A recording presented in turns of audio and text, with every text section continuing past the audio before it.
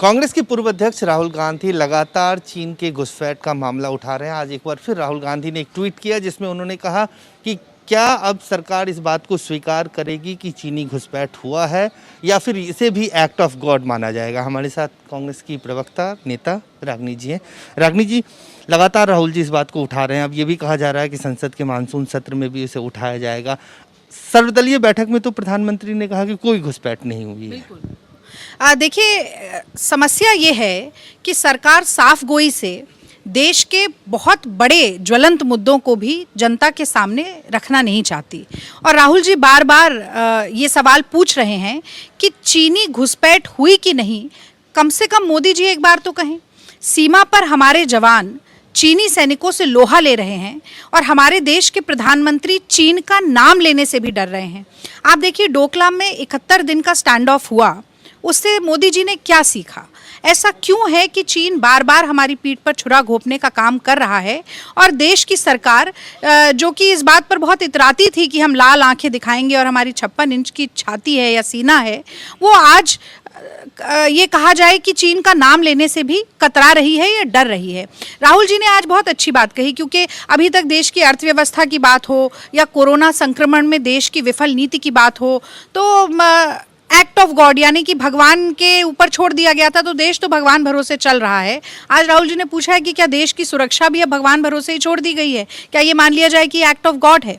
पर असली बात ये है अजय जी कि हम 1967 की बात करें, जब नाथुला क्लैश हुआ, चोला क्लैश हुआ, वो आखिरी बार था जब चीन ने अतिक्रमण किया और हमारे देश की सेना ने गर्दन पकड़ के धूल चटाने का काम किया। इंदिरा गांधी जी प्रधानमंत्री थी।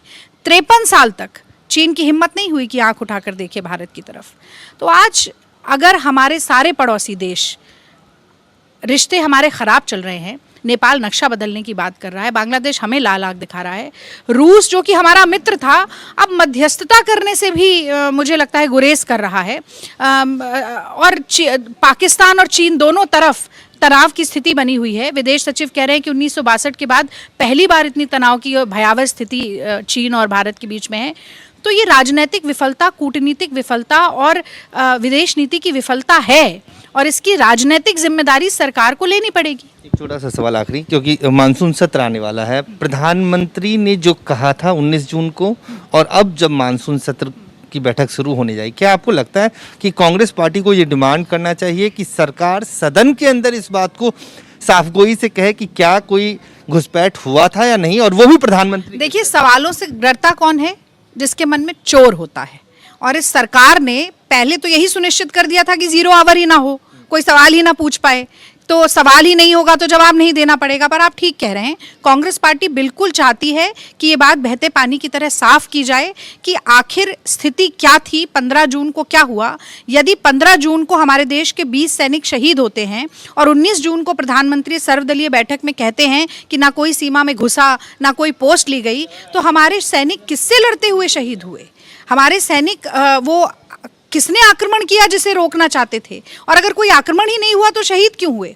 और उसके बाद आप याद कीजिएगा कि रक्षा मंत्रालय की जो वेबसाइट थी उस पर ये दस्तावेज लगाए गए जिसमें कहा गया कि 3 जगह से अतिक्रमण हुआ है, गोगरा में, कुंगरांग नाला में और पेंगोंग त्सो में। और उसके बाद 6 अगस्त को वो दस्तावेज भी गायब कर लिए गए।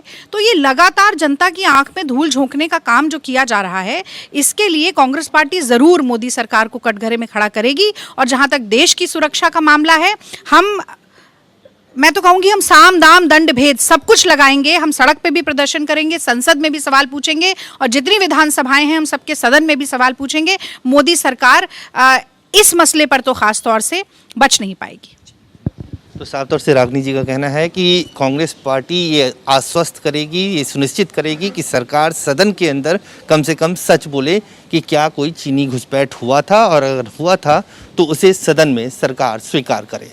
कैमरामैन रफीक के साथ अजय झा, गो न्यूज़ दिल्ली।